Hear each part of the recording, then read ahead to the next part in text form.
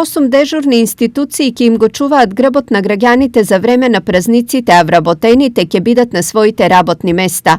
Сепак, за да немаат многу работа, а граѓаните празниците да ги паметат поубаво, а не по проблеми, дежурните советуваат како новогодишната ноќ да им биде весела и мирна на сите. На отворено место да се избегнува оган, тие пиротехнички средства што помалку, односно уопште да не се употребуваат, бидејќи од нив исто се знае да се дојде пожар и да се внимава во овие ладни ноќи со грејните тела, да се внимава исклучиво на грејните тела, бидејќи од нив најчесто настанува пожар.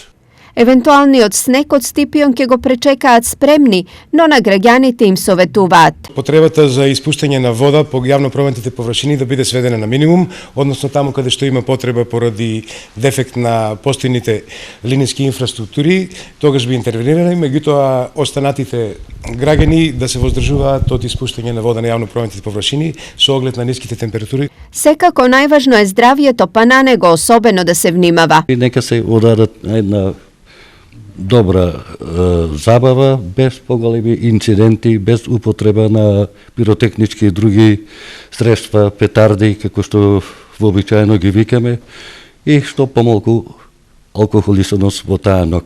Со слични препораки се и од полицијата. Зачите да не консумираат алкохол, да внимаваат со управувањето на моторните возила. Дежурната екипа во филтер станицата гарантира редовна испорака на вода, но сепак ако нешто не е како што треба, тие за граѓаните ќе бидат достапни 24 часа. Текот на новогодишните празници ги охрабруваме граѓаните да се јават на дежурниот телефонски број како би со цел и навремено реагирале ако имат некакви проблеми.